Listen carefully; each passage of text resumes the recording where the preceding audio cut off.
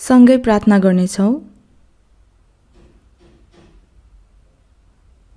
हामीलाई प्रेम गर्नुहुने दयालु हाम्रो परमेश्वर पिताज्यू, परमेश्वरले निर्णय गर्नुभएको यो अन्तिम समयमा यो संसारको धेरै मानिसहरूको बीचबाट पहिले हामीलाई बोलाउनु भयो र उद्धार गरिदिनु भएर यो पाप धेरै भएको संसारदेखि अलग गरिदिनु भयो र प्रभुज्यू सँगै काम गर्नुहुने प्रभुज्यूको मण्डलीमा पवित्रसँग सँगै सङ्गति गर्दै वचनमा आज्ञाकारी गर्दै परमेश्वरको इच्छा र महिमाको लागि जिउन सक्ने गरी हामीलाई परमेश्वरको अनुग्रह, वचन र पवित्र आत्माले सहायता गर्नु भएर डोर्याउनु हुने त्यो अनुग्रहको लागि धन्यवाद दिन्छौँ। यस समय प्रभुज्यूको बहुमूल्य रगतले उद्धार पाएका हामीहरू प्रभुज्यूको अघि सँगै भेला भएर प्रभुज्यूको त्यो ठूलो अनुग्रह र प्रेमको प्रशंसा गर्दै प्रभुज्यूको वचन सिक्न सक्ने गरी डोर्याइदिनु भएकोमा धन्यवाद दिन्छौँ। र विश्वभर ठाउँ ठाउँमा भएका धेरै मण्डलीहरू गाह्रो अवस्थाको बीचमा पनि विश्वासलाई सुरक्षा गरेर सुसमाचार प्रचार गर्नुहुने दाजुभाइ दिदीबहिनीहरूलाई प्रभुज्यूले प्रत्येकजनालाई याद गर्नु भएर परमेश्वरको अनुग्रह, वचन र पवित्र आत्माको शक्तिद्वारा सँगै हुनु भएर प्रभुज्यूको सुसमाचारको साहसीपूर्वक गवाही दिएर धेरै हराइरहेका आत्माहरूलाई प्रभुज्यूको अघि डोर्याएर उद्धार गराउने परमेश्वरको काम पूरा गर्न सहायता गरिदिनुहोस्। हामीलाई प्रभुज्यूको पवित्र इच्छा अलग गर्न सक्ने बुद्धि दिनु भएर परमेश्वरको इच्छा र महिमाको लागि जिउन सक्ने शक्ति र साहस अझ दिनुहुन प्रार्थना गर्दछौँ। यो संसारमा हाम्रो बाँकी जीवन कहिले व्यर्थ नभएर केवल परमेश्वरको इच्छा र महिमाको लागि प्रभुज्यूले सुम्पनु भएको पवित्र काम ठिकसँग पूरा गर्न सक्नको लागि सहायता गरिदिनु भएर डोर्याइदिनुहोस्। समय अनुसार हामीलाई आवश्यक वचन दिनु भएर हामीले गर्नुपर्ने काम सिकाइदिनुहोस्। यो समयमा पनि हामीलाई आवश्यक वचन दिनु भएर हामी परमेश्वरको अघि कस्तो मानिस बन्नुपर्छ भनी परमेश्वरको पवित्र इच्छा र महिमाको लागि जिउन सक्ने गरी हामी सबैजनालाई शासन गर्नु भएर डोर्याइदिनुहोस्। हाम्रो प्रभु येशू ख्रीष्टको नाउँमा प्रार्थना गर्दछौँ। आमेन। वचन हेर्नेछौँ। कलस्सीको पुस्तक 3 अध्याय। नयाँ करार कलस्सीको पुस्तक 3 अध्याय।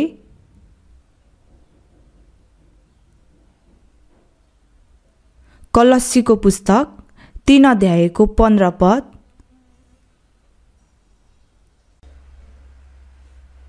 कलस्सीको पुस्तक 3 अध्यायको 15 पद। यो एक पद मात्र सँगै पढ्नेछौँ। ख्रीष्टको शान्तिले तिमीहरूका हृदयमा राज्य गरोस्। साँच्चै तिमीहरू त्यसको निम्ति एउटै शरीरमा बोलाइएका थियौ। तिमीहरू धन्यवादी हो। यहाँसम्म। उकुसमुकुस हुने गर्मी पनि गयो। अब जाडो महिना आउँछ। अहिले विश्वभरमा मौसममा आएको परिवर्तनले दुःख भोगिरहेका धेरै मानिसहरू छन्। कुनै ठाउँमा चाहिँ अति नै जाडो भएर गाह्रो अवस्था भोगिरहेका छन्, अनि कुनै ठाउँमा चाहिँ गर्मी भएर पीडा भोग्दैछन्।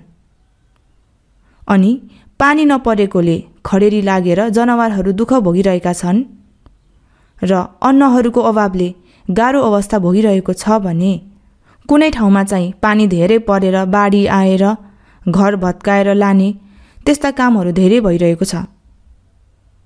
यो चाहिँ जलवायु परिवर्तन हो।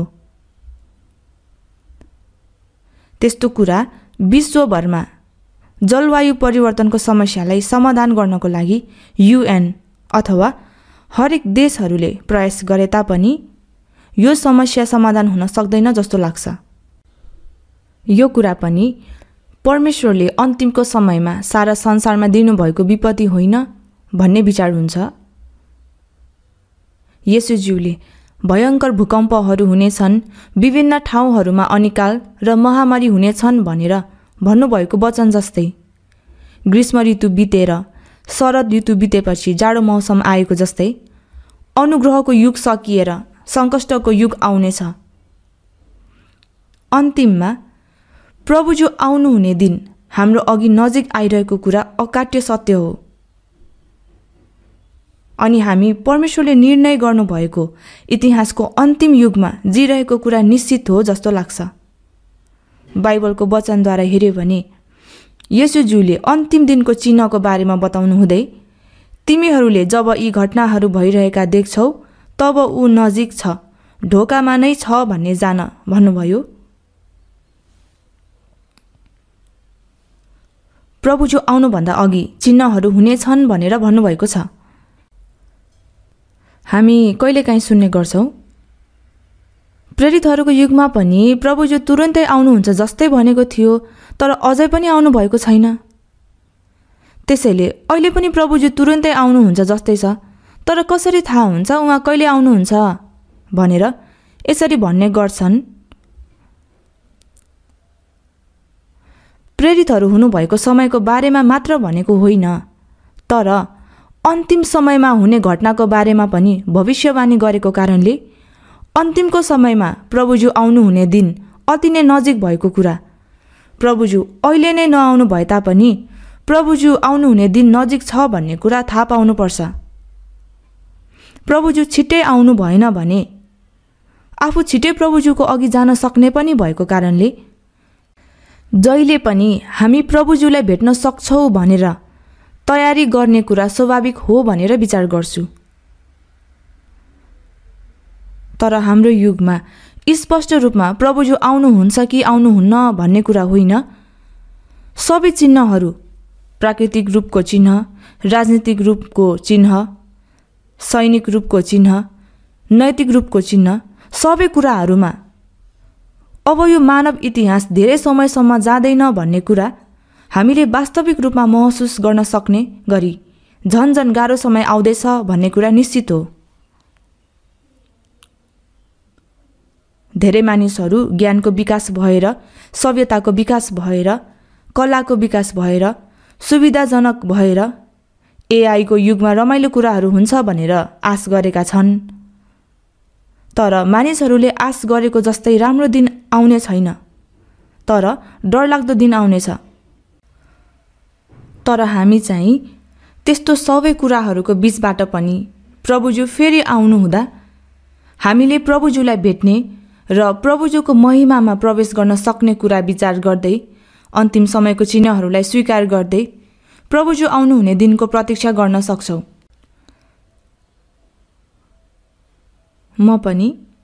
म जीवितै हुँदा प्रभुजू आउनुहुन्छ होला भनेर आशा गरेको छु। मरेर प्रभुजूलाई भेट्ने कुरा पनि राम्रो भए तापनि जीवितै प्रभुजूलाई यो शरीर प्रभुजूको जस्तै महिमित रूपमा परिवर्तन हुने भएकोले जीवितै प्रभुजूलाई भेट्ने कुरा आशिषमय हुन्छ। त्यस्तो हृदय लिएर हामी जहिले पनि प्रभुजू आउनुभयो भने प्रभुजूलाई भेट्दा बिना लाज भेट्न सक्ने गरी हाम्रो ईसाई जीवन ठिकसँग जिउनुपर्छ भनेर विचार गर्छु। आज हामीले प्रभुमा रहने जीवन भन्ने शीर्षकद्वारा नयाँ गरी जन्मेको क्रिस्चियनको जीवन कस्तो हुन्छ भनेर हामी निरन्तर सिकिरहेका छौँ। आज चाहिँ अघि पढेको कलसीको पुस्तक 3 अध्यायको 15 पदमा ख्रीष्टको शान्तिले तिमीहरूका हृदयमा राज्य गरोस्, साँच्चै तिमीहरू त्यसको निम्ति एउटै शरीरमा बोलाइएका थियौ, तिमीहरू धन्यवादी हो। यो छोटो वचन भए तापनि अति धेरै विषयहरू समावेश भएको कारणले सँगै विचार गर्नेछौँ। ख्रीष्टको शान्तिले तिमीहरूका हृदयमा राज्य गरोस्। प्रेरित पावलले लेखेका पत्रहरूमा रोमीको पुस्तक 1 अध्यायको 7 पदमा हेर्यो भने तिमीहरूलाई परमेश्वर हाम्रा पिता र प्रभु येशू ख्रीष्टबाट अनुग्रह र शान्ति, अनि एफिसीको पुस्तक 1 अध्यायको 2 पदमा पनि अनि कलसीको पुस्तक 1 अध्यायको 2 पदमा पनि एउटै विषयद्वारा परमेश्वर हाम्रा पिताबाट अनुग्रह र शान्ति भन्नुभएको छ। परमेश्वरको शान्ति चाहिँ मानिसले विचार गर्ने शान्तिसँग पूर्ण रूपले फरक छ। ख्रीष्टको शान्तिले तिमीहरूका हृदयमा राज्य गरोस्, हृदयमा राज्य गरोस्। अनि अर्को अनुवादमा ख्रीष्टको शान्तिले तिमीहरूलाई शासन गरोस् त्यसरी भन्नुभएको छ। सुसमाचार लुकाको पुस्तक 2 अध्यायको 14 पदमा हेर्यो भने येशूज्यूको जन्म हुँदाखेरि बेथलेहेमको मैदानमा राति भेडाको रक्षा गर्ने गोठालाहरू कहाँ स्वर्गदूत प्रकट हुनुभएको थियो। अचानक स्वर्गीय सेनाको एउटा दल देखा परेर परमेश्वरको स्तुति गर्दै सर्वोच्चमा परमेश्वरलाई महिमा र पृथ्वीमा जुन मानिसहरूसँग उहाँ प्रसन्न हुनुहुन्छ तिनीहरूलाई शान्ति भनेका छन्।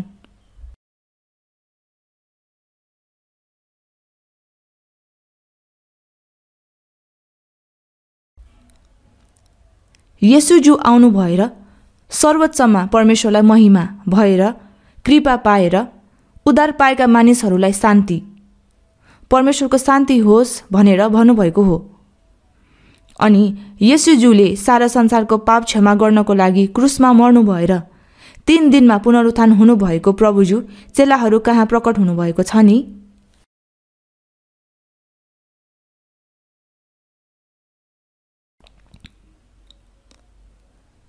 सुसमाचार यूहन्नाको पुस्तक 20 अध्यायको 19 पदको तलतिर हेर्यो भने छरपष्ट भएका चेलाहरू येशूज्यूको चिहान खोज्न जाँदा पुनरुत्थान भएको येशूज्यूलाई भेटेको मरियम मग्दलिनी र उसँग भएको स्त्रीहरू अनि इम्माउसतिर जाँदै गर्दा येशूज्यूलाई भेटेको 2 चेलाहरू र ठाउँ ठाउँमा पुनरुत्थान हुनुभएको येशूज्यूलाई देखे भन्ने मानिसहरू थिए। तर येशूज्यू संसारमा जीवित हुनुहुँदा येशूज्यू सारा संसारको पाप हरण गर्नको लागि मर्नु भएर 3 दिनमा पुनरुत्थान हुनुहुन्छ भन्ने कुरा कति पटक भन्नुभएको थियो। तर यी चेलाहरूले त्यो कुरा बुझ्न सकेनन्, किनभने अरू यहुदीहरू जस्तै चेलाहरूले पनि येशूज्यूले रोमलाई जितेर इजरायललाई स्वतन्त्र गराउनु भएर राजा हुनुहुनेछ भनेर आशा गरेका थिए। येशूज्यू राजा हुनुभयो भने चेलाहरूमध्ये को सबैभन्दा उच्च स्थानमा बस्छ भनेर म ठुलो तिमी ठुलो भनेर झगडा गरेका थिए। त्यसकारणले उनीहरूको विचार फरक फरक थियो। येशूज्यू मर्नको लागि जाँदै हुनुहुन्थ्यो, तर चेलाहरू चाहिँ येशूज्यू राजा हुनुहुनेछ भनेर यहुदीहरूले जस्तै विचार गरिरहेका थिए।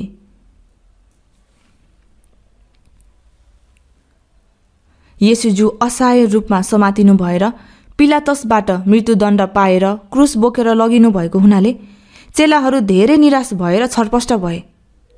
सायद यदि येशूज्यूको पुनरुत्थान भएको थिएन भने येशूज्यूलाई विश्वास गर्ने मानिस एकजना पनि हुने थिएन। येशूज्यूको 12 चेलाहरू मध्ये यहुदा इस्करियोत येशूज्यूलाई पछ्याउँदा पछि येशूज्यू राजा हुनुभयो भने कुनै राम्रो पद पाउँछु होला भनेर विचार गरेको थियो। तर त्यो आशा टुट्ने बित्तिकै येशूज्यूलाई चाँदीका 30 सिक्कामा बेच्यो। अनि उत्कृष्ट चेला भन्ने पत्रुस पनि येशूज्यूलाई टाढासम्म पछ्याइरहँदा यो मानिस येशूको चेला हो भनेर भन्दा आफू मर्छु कि भनेर डराएर म येशूको चेला होइन, म येशूलाई चिन्दिनँ भनेर 3 चोटिसम्म इन्कार गर्यो। येशूज्यूलाई म मरे पनि प्रभुज्यूलाई इन्कार गर्ने छैन भनेर ठुलो कुरा गरेको पत्रुसलाई येशूज्यूले आजै राति भाले बाँच्न अघि तिमीले मलाई 3 पटक इन्कार गर्नेछौ भनेर भन्नुहुँदा मैले तपाईसँग मर्नु परे तापनि म तपाईलाई इन्कार गर्ने छैन। झ्यालखानामा गए पनि जहाँ गए पनि मर्नु परे तापनि प्रभुज्यूलाई पछ्याउन सक्छु। म कसरी प्रभुज्यूलाई इन्कार गर्न सक्छु भनेर त्यसरी ग्यारेन्टी दिएको मानिसले येशूज्यूलाई अलि परसम्म पछ्याउँदा तिमी येशूको चेला हौ भनेर भन्दा छक्क परेर म होइन भनेर 3 पटकसम्म इन्कार गर्यो। अनि जब भाले बाँच्यो तब येशूज्यूले भन्नुभएको वचन याद आयो। सायद मेरो विचारमा भाले बाँच्दै पछि पत्रुस फेरि रोएका थिए होला। अनि पत्रुसले आफ्नो आजीवन कुखुराको मासु खाएको थिएन होला।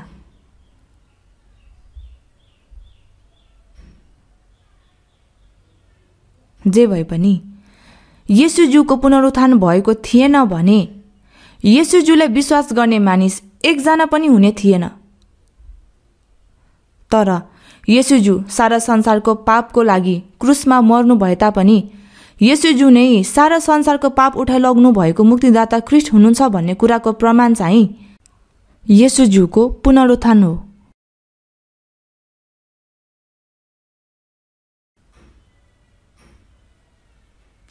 येशूज्यू मर्नु भएको चाहिँ सारा संसारको पाप उठाइलानुभयो र पुनरुत्थानद्वारा येशूज्यूले सारा संसारको पाप क्षमा गर्नुभएको मात्र होइन, उहाँ मुक्तिदाता हुनुहुन्छ भन्ने कुरा पुनरुत्थानद्वारा सारा संसारका मानिसलाई विश्वास गर्न सक्ने प्रमाण दिनुभयो।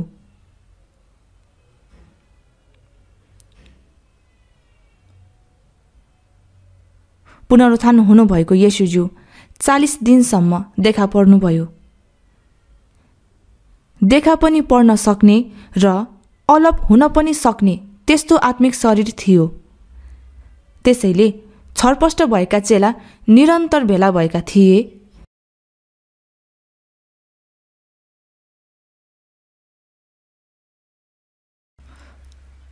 सुरुमा चाहिँ येशूज्यूको चेलाहरू कहाँ उहाँ प्रत्यक्ष प्रकट हुनु भएन।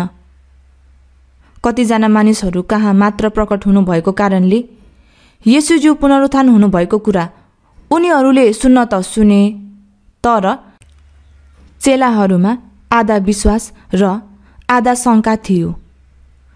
हो जस्तो पनि लाग्यो, होइन जस्तो पनि लाग्ने भएको थियो। त्यसैले सुसमाचार यूहन्नाको पुस्तक 20 अध्यायमा हेर्यो भने चेलाहरू फेरि भेला भएका छन्। सुसमाचार यूहन्नाको पुस्तक 20 अध्याय एकछिन हेर्नेछौँ।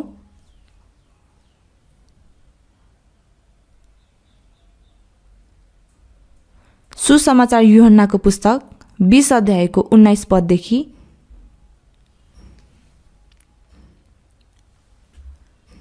सुसमाचार यूहन्नाको पुस्तक 20 अध्यायको 19 पद। सुसमाचार यूहन्नाको पुस्तक 20 अध्यायको 19 पद। यही दिन अर्थात् हप्ताको पहिलो दिनको साँझ जब यहुदीहरूको डरले चेलाहरू ढोकाहरू बन्द गरेर भित्र बसेका थिए, येशू आएर तिनीहरूका माझमा उभिनुभयो र तिनीहरूलाई भन्नुभयो, तिमीहरूलाई शान्ति। यति भनेर उहाँले तिनीहरूलाई आफ्ना हात र कोखा पनि देखाउनुभयो। प्रभुलाई देखेर चेलाहरू अति खुसी भए। हप्ताको पहिलो दिनमा येशूज्यू पुनरुत्थान हुनुभयो। तर यही दिन अर्थात् हप्ताको पहिलो दिनको साँझ चेलाहरू यहुदीहरूको डरले ढोकाहरू बन्द गरेर भित्र बसेका थिए। यहुदीहरूले येशूज्यूलाई मारे र त्यति मात्र होइन, येशूज्यूको चेलाहरूलाई पनि मार्नको लागि सायद खोज्दै हिँडेका थिए होला। किनभने येशूज्यूको चेलाहरूले येशूज्यूको शरीर लुकाएर येशूज्यूको पुनरुत्थान भयो भनेर झुटा कुरा फैलायो भन्दै चेलाहरूलाई मार्न खोजेका थिए। त्यसैले येशूज्यूको शरीर रक्षा गर्नको लागि पहिले सेनाहरू लगाएका थिए। तर येशूज्यू 3 दिनभित्रमा पुनरुत्थान हुनुभयो र चिहान सुरक्षा गरेको रोमको सेनाहरू होस गुमाएर भागेका थिए। तैपनि यहुदीहरूले त सत्यतालाई विश्वास गरेनन्। त्यसैले चेलाहरूलाई पक्रनको लागि परेका थिए। तर चेलाहरूको विश्वास अझै पनि आधा विश्वास र आधा शङ्का थियो। एक अवस्थामा चेलाहरू छरपष्ट भए र फेरि उनीहरू पछि भेला भए। तर यहुदीहरूले उनीहरूलाई पक्रेर मार्छ कि भनेर डरले ढोका बन्द गरेर लुकेका थिए। तर येशूज्यू आउनु भएर तिनीहरूका माझमा उभिनुभयो र तिनीहरूलाई भन्नुभयो, तिमीहरूलाई शान्ति। चेलाहरू भेला भएको ठाउँमा कोठामा प्रकट हुनु भएर तिमीहरूलाई शान्ति भन्नुभयो। आफ्नो हात र कोखा देखाउनु भएर तिमीहरूलाई शान्ति। तिम्रो पापको कारणले म छेडिए, तिम्रो पापको कारणले कोखामा भाला रोपिएकोले तिमीहरूलाई शान्ति। त्यत्तिकै शान्ति दिनुभएको होइन, येशूज्यू हाम्रो सट्टामा मर्नु भएर हाम्रो पाप क्षमा गर्नु भएर येशूज्यू छेडिनु भएर भालाले रोपिनु भएर। यशायाको पुस्तक 53 अध्यायको 5 पदमा उसको कोर्राको चोटले हामी निको भयौँ भन्नुभएको छ। त्यसैले परमेश्वरको शान्ति हामीलाई दिइएको छ। तिमीहरूलाई शान्ति दुईचोटि दोहोऱ्याएर भन्नुभएको छ। येशूज्यू देख्न सक्ने गरी प्रकट हुनुभयो र अलग पनि हुनुभयो। चेलाहरूले ढोका बलियो गरी बन्द गरेको थियो, तर येशूज्यू ढोका खोलेर छिर्नु भएन, अचानक प्रकट हुनुभयो। पुनरुत्थान हुनुभएको येशूज्यूको समय र स्थानको बन्धनमा नभएको आत्मिक शरीर थियो, जहिले पनि जहाँ प्रकट हुन सक्ने, ढोका बन्द गरे पनि घरमा पस्न सक्ने शरीर थियो।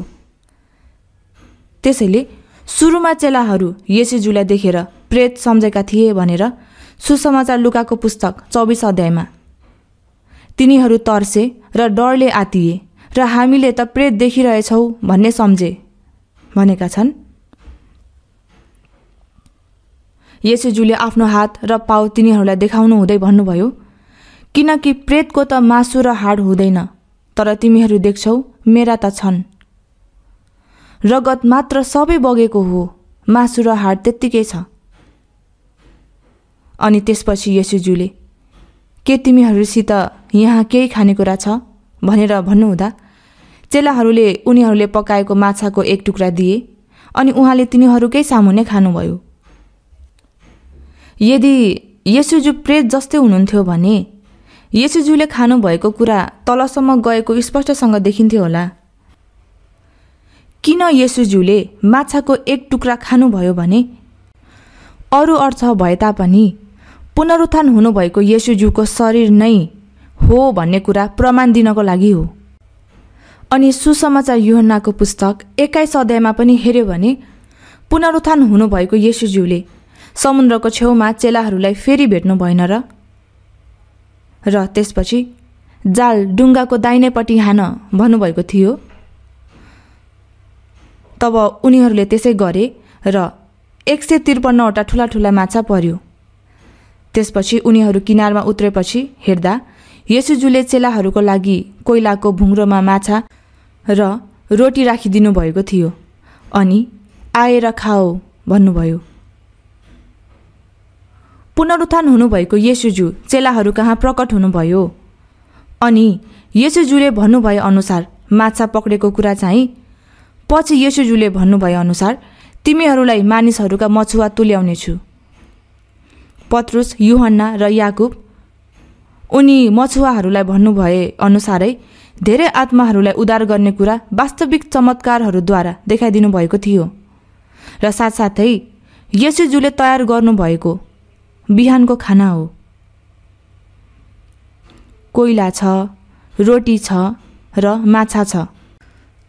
र अन्तिममा चेलाहरू पुनरुत्थान हुनुभएको येशूज्यूसँग खाँदै सङ्गति गरेको त्यो कुरा कल्पना गर्यो भने कति सुन्दर दृश्य र विशेष सम्बन्ध होइन र? अन्तिममा येशूज्यूले चेलाहरूसँग गर्नुभएको सङ्गतिको स्वरूप। येशूज्यू गालिल समुद्रको किनारमा मात्र प्रकट हुनुभएको थिएन, तर त्योभन्दा पहिले प्रकट हुनुभएको ठाउँ सुसमाचार यूहन्नाको पुस्तक 20 अध्यायको 19 पदमा येशूज्यू चेलाहरू कहाँ ढोका बलियोसँग बन्द गरेको ठाउँमा प्रकट हुनुभएको छ र तिनीहरूका माझमा उभिनुभयो। हुन्छ, यो वचन हेर्दा हामीलाई कस्तो विचार हुन्छ? थोमा येशूज्यू प्रकट हुनुहुँदा त्यति बेला चेलाहरूसँग थिएनन्। चेलाहरूले थोमालाई हामीले पुनरुत्थान हुनुभएको येशूज्यूलाई देख्यौँ भने अनि थोमाले के उहाँलाई छुयौ त छुएनौ, तर उहाँलाई हामीले देख्यौँ। अनि थोमाले, उहाँलाई छुनु पर्थ्यो नि, छोए पो थाहा हुन्छ। म चाहिँ नछुइकन विश्वास गर्दिनँ भनेर भनेकोले अब 8 दिनपछि उहाँ फेरि प्रकट हुनुभयो। सायद थोमाको लागि नै प्रकट हुनुभएको जस्तो छ।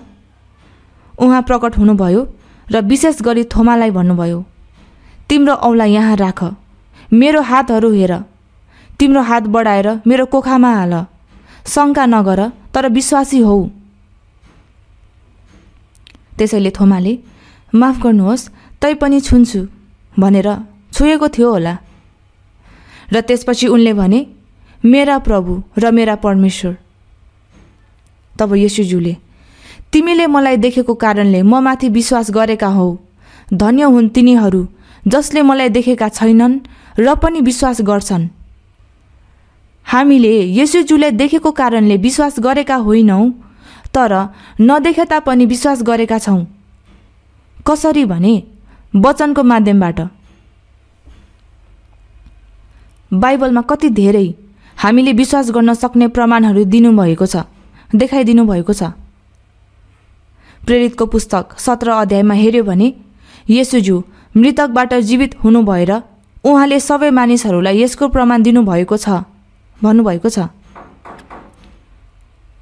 येशूज्यू पुनरुत्थान हुनु भएपछि 40 दिनसम्म धेरै मानिसहरू कहाँ प्रकट भएर देखा पर्नुभयो।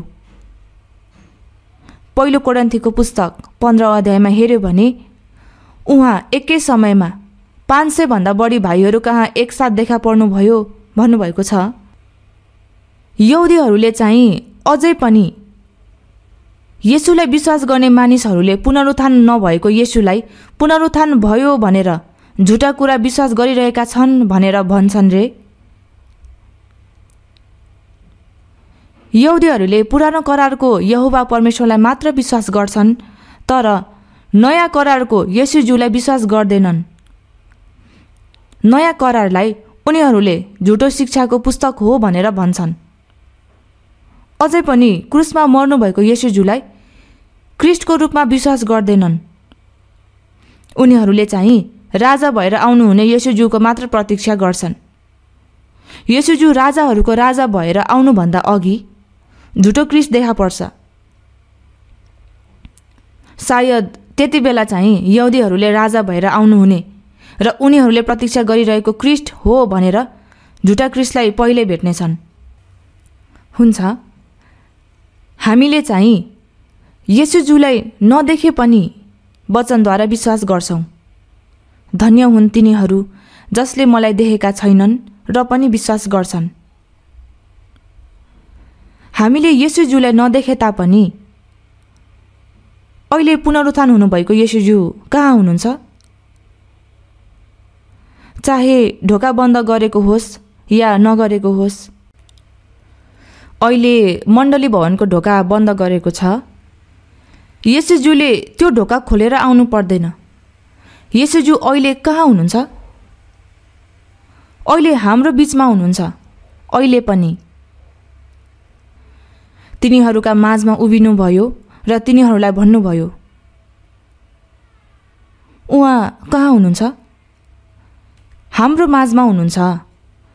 प्रभुज्यू हाम्रो बीचमा रहनुहुन्छ भनेर विश्वास गर्नुपर्छ।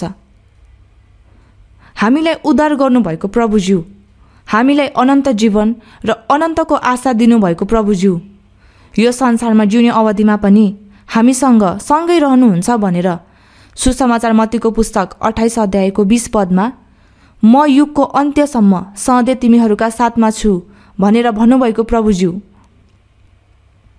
यो समयमा पनि हाम्रो माझमा हुनुहुन्छ, हाम्रो बीचमा।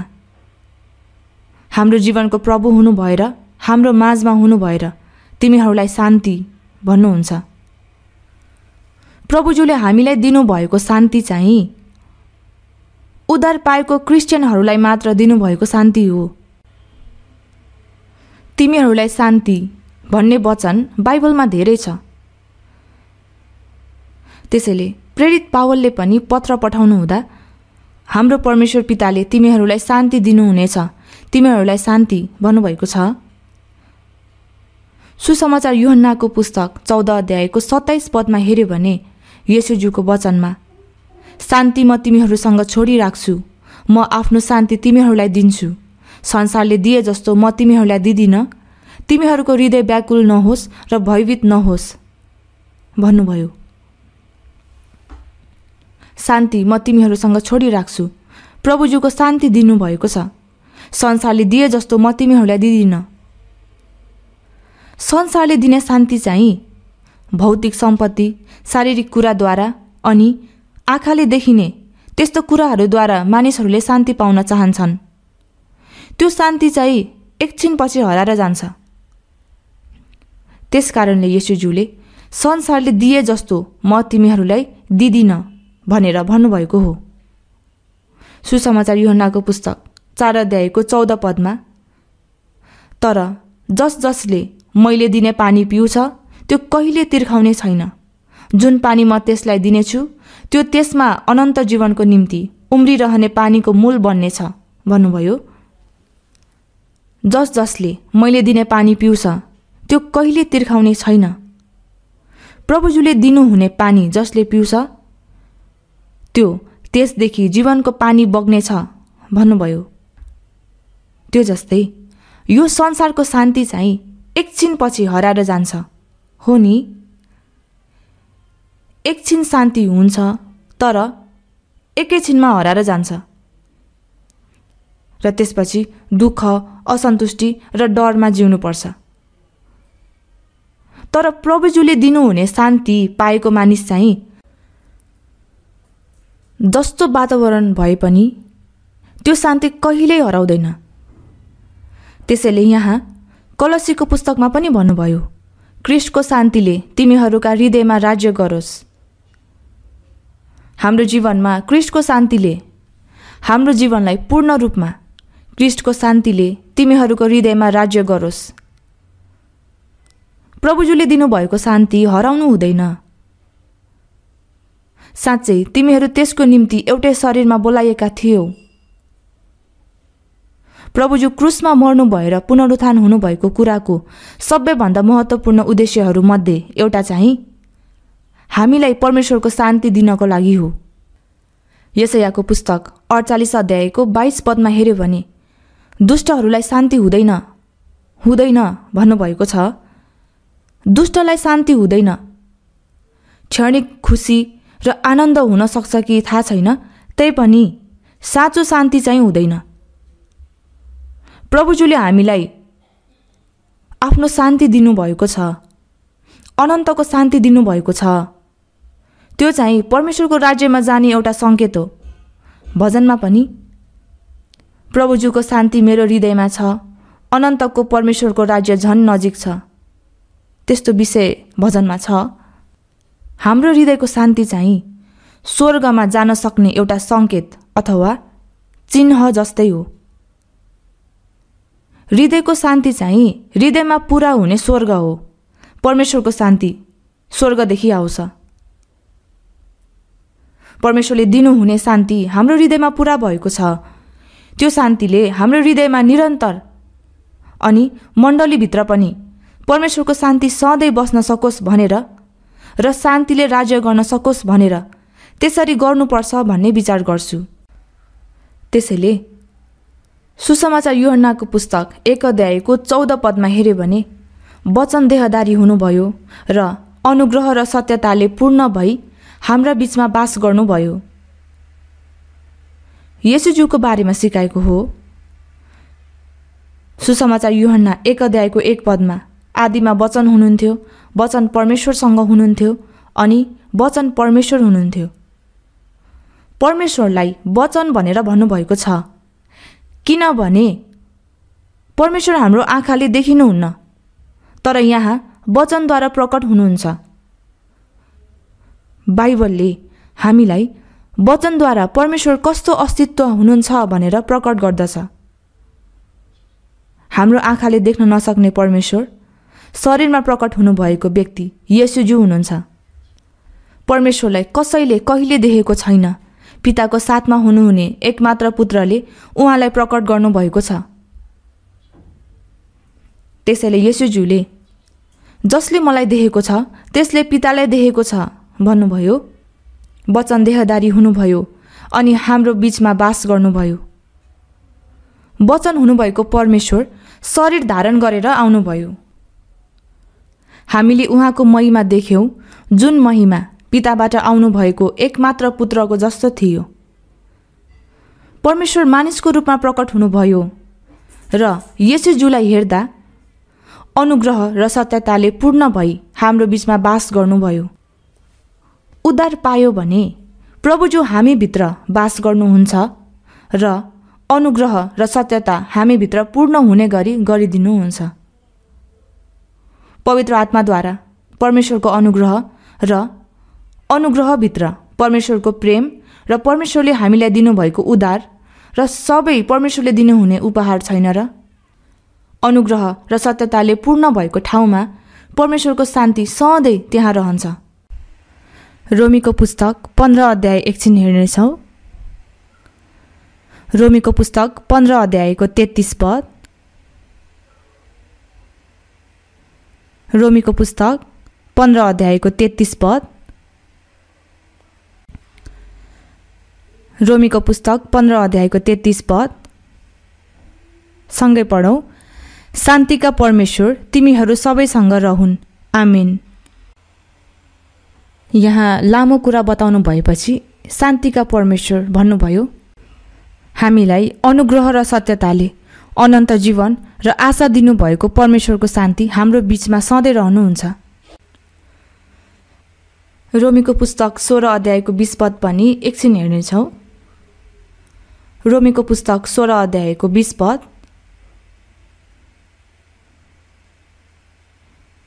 रोमीको पुस्तक 16 अध्यायको 20 पद सँगै पढौँ। शान्तिका परमेश्वरले चाँडै नै शैतानलाई तिमीहरूका खुट्टा मुनि कुल्चाउनु हुनेछ। हाम्रा प्रभु येशू ख्रीष्टको अनुग्रह तिमीहरूसँग रहोस्। शान्तिका परमेश्वरले चाँडै नै शैतानलाई तिमीहरूका खुट्टा मुनि कुल्चाउनु हुनेछ।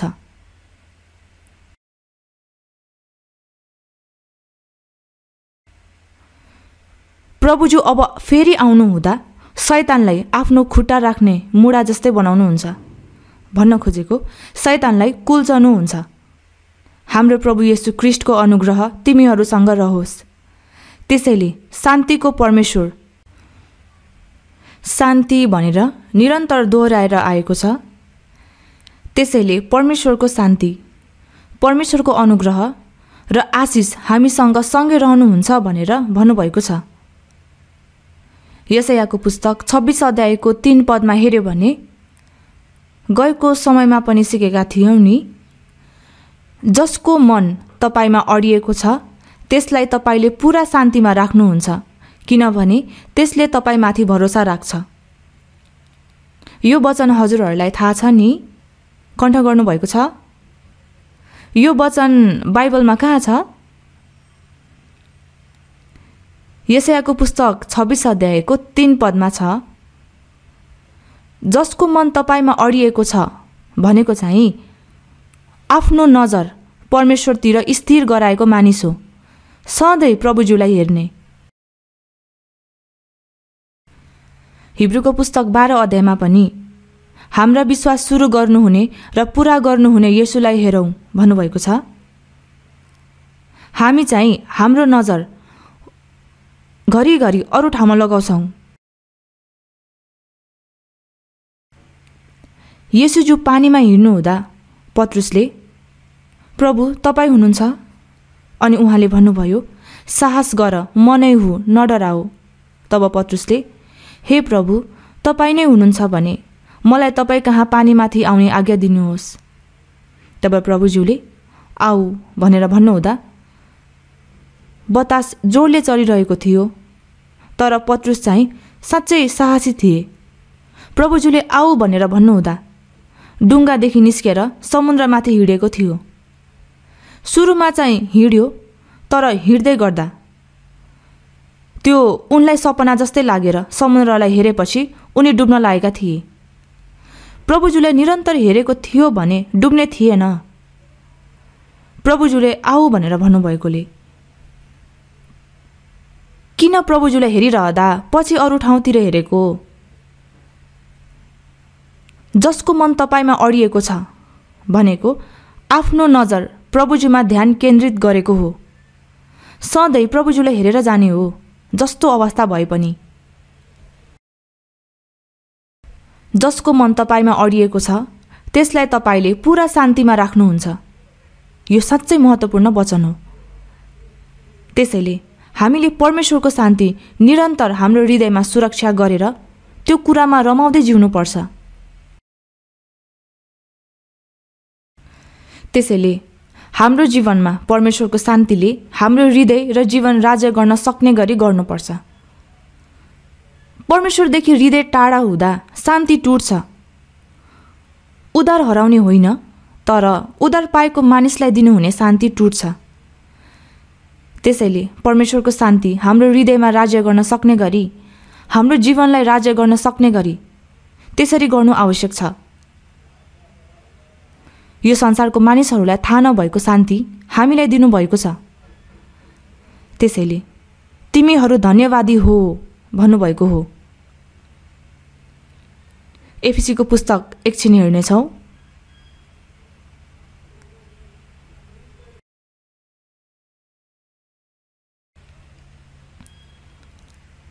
एफिसीको पुस्तक 5 अध्यायको 20 पद। एफिसीको पुस्तक 5 अध्यायको 20 पद सँगै पढ्नेछौँ। सधैँ सबै कुराका निम्ति हाम्रा प्रभु येशूको नाउँमा परमेश्वर पितालाई धन्यवाद चढाऊ। पहिलो थेस्लोनिकीको पुस्तक 5 अध्यायको 18 पदमा पनि हेर्यो भने सधैँ आनन्दित रहो, निरन्तर प्रार्थना गरिरहो र त्यसपछि सबै परिस्थितिमा धन्यवादी देऊ भन्नुभएको छ। सबै परिस्थितिमा भनेको हामीले जस्तो राम्रो अवस्था भए पनि, खराब अवस्था भए पनि, आराम भएको अवस्थामा भए पनि, दुःख पीडा भए पनि, जस्तो अवस्थामा पनि प्रभुज्यूलाई धन्यवाद देऊ भन्ने वचन हो। के त्यसरी गर्न सकिन्छ? प्रभुज्यू हामीसँगै हुनुभएको कारणले हामीलाई कहिलेकाहीँ राम्रो अवस्था पनि दिनुहुन्छ भने कहिलेकाहीँ कष्ट पनि दिनुहुन्छ। हामीलाई कष्ट दिनु भए तापनि त्यो अवस्थादेखि झन् अझ असल कुरा दिनको लागि हामीलाई कष्ट दिनुभएको हुनाले हामीले हरेक परिस्थितिमा धन्यवादी भएर सधैँ आनन्दित हुन सक्छौँ। दानियलको पुस्तक 6 अध्यायको 10 पदमा हेर्यो भने एकछिन वचन हेर्ने हो कि दानियलको पुस्तक 6 अध्यायको 10 पद हेर्नेछौँ। इजिकियलको पछाडि दानियलको पुस्तक, दानियलको पुस्तक 6 अध्यायको 10 पद। दानियलको पुस्तक 6 अध्यायको 10 पद। दानियलको पुस्तक 6 अध्यायको 10 पद। जब दानियलले त्यो आदेश प्रकाशित भएको थाहा पाए, तिनी आफ्नो घरको माथिल्लो तलाको कोठामा गए, जहाँ झ्यालहरू यरुसलेमतिर खुल्ला थिए। पहिले जस्तै तिनी दिनमा 3 पल्ट घुँडा टेकी परमेश्वरलाई धन्यवाद दिँदै प्रार्थना गर्थे।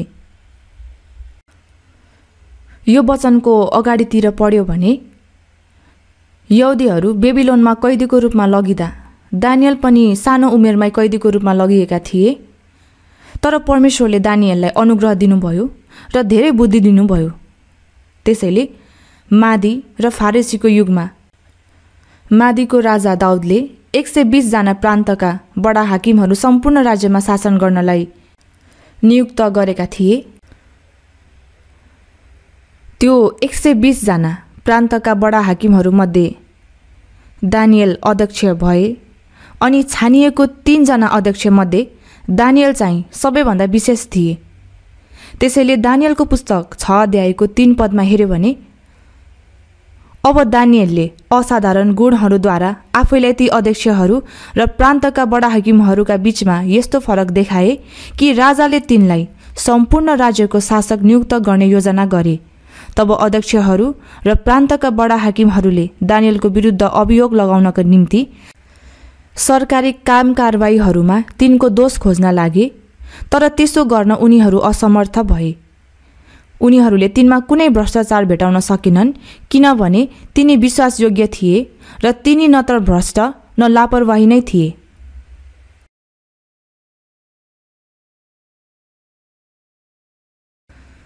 कैदीको रूपमा ल्याइएको दानिएललाई दारा राजाले अध्यक्षहरू र प्रान्तका बडा हाकिमहरूका बीचमा उत्कृष्ट बनाए। त्यसैले अब दानिएलले अध्यक्षहरू र प्रान्तका बडा हाकिमहरूलाई शासन गर्ने भएकोले उनीहरूले डाहा गरेर दानिएललाई मार्नको लागि योजना बनाए। तर उनीहरूले दानिएलको विरुद्धमा अभियोग लगाउने कुरा खोज्दा उनीहरूले भेटाउन सकेनन्। तिनको कुनै दोष र तिनमा कुनै भ्रष्टाचार भेटाउन सकेनन् भनिएको छ। यो चाहिँ कस्तो हो भने आफूभन्दा उच्च स्थानमा भएको मानिसलाई जसरी हुन्छ त्यसको खुट्टा तानेर त्यसलाई त्यो स्थानदेखि तल झारेर आफू त्यो ठाउँमा बस्न खोजेको जस्तै हो।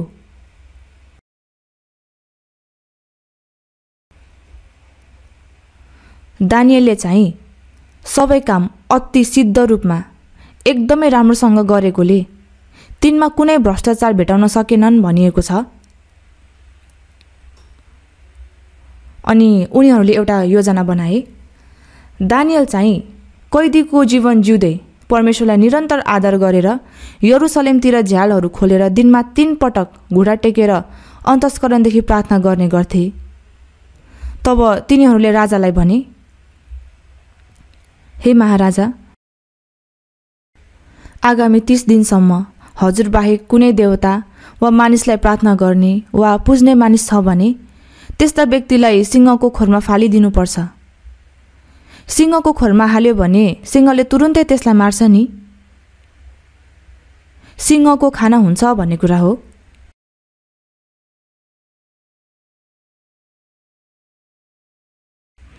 अनि त्यो आदेश लिएर राजाले आफ्नो छाप लगाएर दियो।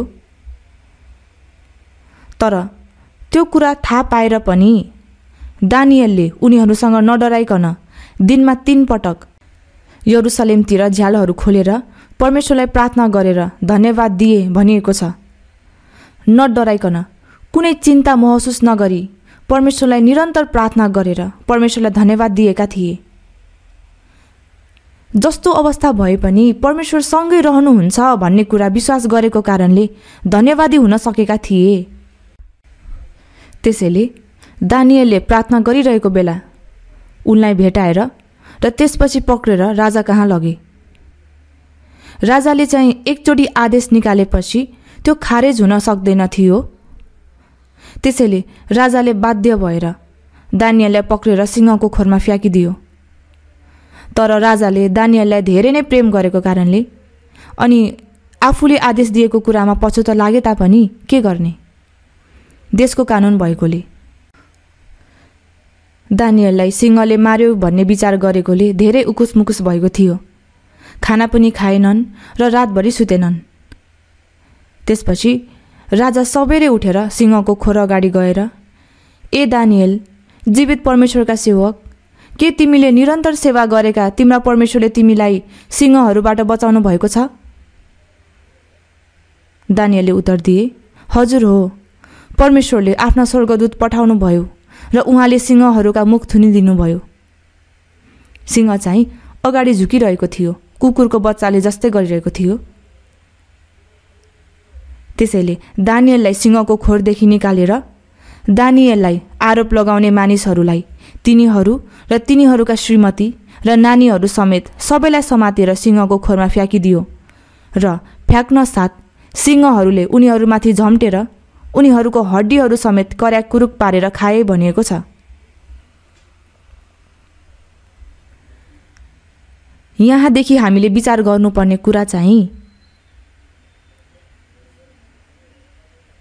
दानिएलले जस्तो अवस्था भए पनि परमेश्वरको सेवा गरे अनि जस्तो काम आइपरे तापनि परमेश्वरलाई भरोसा गर्ने विश्वास परिवर्तन भएन।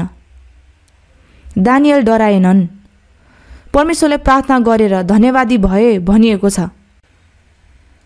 सबै परिस्थितिमा धन्यवादी हो भनेको जस्तो अवस्था भए पनि परमेश्वर सँगै हुनुहुन्छ भन्ने कुरा विश्वास गर्यो भने र परमेश्वरको शान्ति छ भने धन्यवादी हुन सक्छ।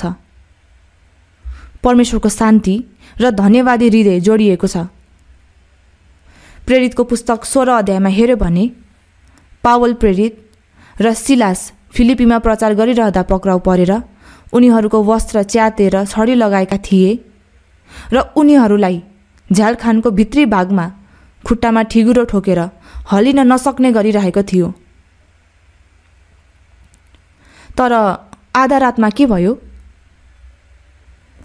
पावल र सिलास प्रार्थना गर्दै परमेश्वरका भजन गाइरहेका थिए भनिएको छ। पावल चाहिँ येशूज्यूलाई भेट्नभन्दा अगाडि येशूज्यूलाई विश्वास गर्ने मानिसहरूलाई सताएको व्यक्ति हो। स्तिफनसलाई ढुङ्गाले हानेर मार्ने बेलामा तिनीहरूको पक्षमा थिए भनेर भनिएको छ। अनि पुजारीहरूबाट अधिकार पाएर दमस्कसमा येशूलाई विश्वास गर्ने मानिसहरू छ भनेर उनीहरूलाई पक्रेर झ्यालखानामा हाल्नको लागि दमस्कसतिर जाँदै गर्दा येशूज्यूलाई भेटेका थिए नि। येशूज्यूले पावललाई उद्धार गर्नुभयो र उनी साउलदेखि पावल भए। इजरायलको सबैभन्दा पहिलो राजा साउलको नाम उनले राखेका थिए अनि आफू पनि बेन्यामिन कुलमा जन्मिएका थिए। तर उद्धार पाएपछि उनले आफ्नो नाम पावल राखे। पावल भनेको सानो भन्ने अर्थ हो।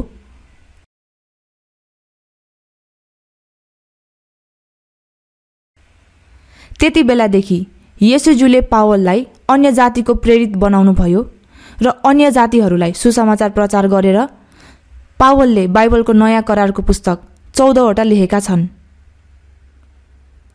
अनि अन्तिममा सबै बाटो रोम भएर जान्छ भनेकोले रोममा गएर प्रचार गर्यो भने छिट्टै सुसमाचार संसारभरि फैलिन्छ होला भनेर रोममा गएर प्रचार गर्नु चाहिँ पावलको अन्तिम इच्छा थियो। त्यसैले रोममा 2 वर्षसम्म प्रचार गर्दै गर्दा घाँटी काटिएर शहीद हुनुभयो।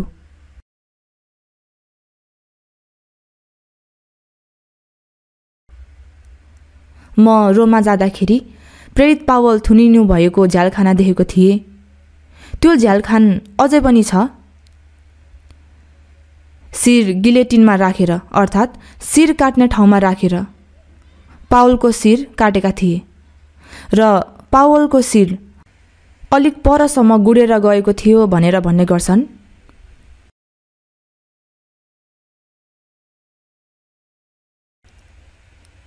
हुन्छ, जे भए पनि फिलिपीमा प्रचार गर्दै गर्दा पिटाई खाएर झ्यालखानको भित्री भागमा थुनिएको बेला पावल र सिलासले प्रार्थना गर्दै भजन गाएका थिए। याकुबको पुस्तक 5 अध्यायमा हेर्यो भने के कोही आनन्दित छ त्यसले प्रशंसाको भजन गाओस् भन्नुभएको छ। भजन चाहिँ दुःख परेको बेलामा आउँदैन। पावलले म कुनै समयमा येशूलाई सताउने मानिस थिए तर मलाई उद्धार मात्र गर्नु भएन, अन्य जातिहरूको प्रेरित बनाउनु भएर सुसमाचार प्रचार गर्ने बनाउनु भयो। यसरी प्रचार गर्दै गर्दा दुःख पाउने कुरामा परमेश्वरलाई धन्यवाद दिन्छु भन्ने अर्थ हो। प्रेरितहरू पनि प्रचार गर्दै गर्दा पक्राउ परेर पिटाई खाएर झ्यालखानामा थुनिँदाखेरि येशूज्यूको नाउँमा दुःख भोग्न पाउँदा आनन्दित भए भनिएको छ। आनन्दित भएर प्रार्थना गर्दै भजन गाए। हामी जस्तो परिस्थितिमा पनि परमेश्वरको शान्ति हामीमा छ भने धन्यवादी भएर परमेश्वरको शान्तिलाई रक्षा गर्न सक्छौं।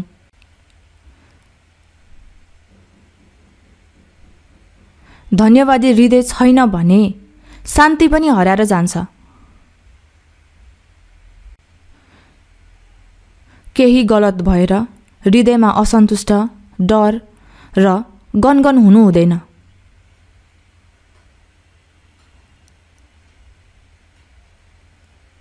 कलसीको पुस्तक 2 अध्यायको 19 पद एकछिन हेर्नेछौँ।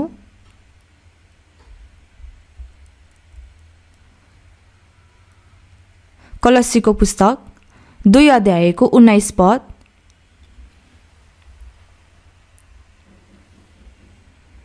कलस्सीको पुस्तक 2 अध्यायको 19 पद, कलस्सीको पुस्तक 2 अध्यायको 19 पद।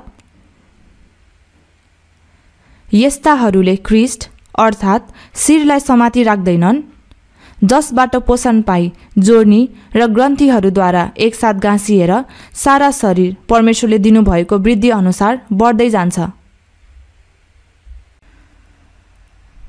यहाँ कलस्सीको पुस्तकमा मण्डली के हो भनेर व्याख्या गरेको विषय धेरै आएको छ। यस्ताहरूले शिरलाई समाति राख्दैनन्। सारा शरीर शिरमा केन्द्रित भएर शिरलाई राम्रोसँग थाम्नुपर्छ नि। शिर चाहिँ हाम्रो शरीरको केन्द्र हो। सारा शरीर बढ्नको लागि शिरको पिट्युटरी ग्रन्थीमा रहेको वृद्धि गराउने हर्मोन पाएर बढ्छ। शिरले विचार गर्छ, योजना गर्छ अनि आज्ञा गर्यो भने सारा शरीर चहल पहल गर्छ, हो नि। शिरको केन्द्रित भएर शिरको विचार र सबै इच्छा शरीरको माध्यमबाट पुरा हुन्छ।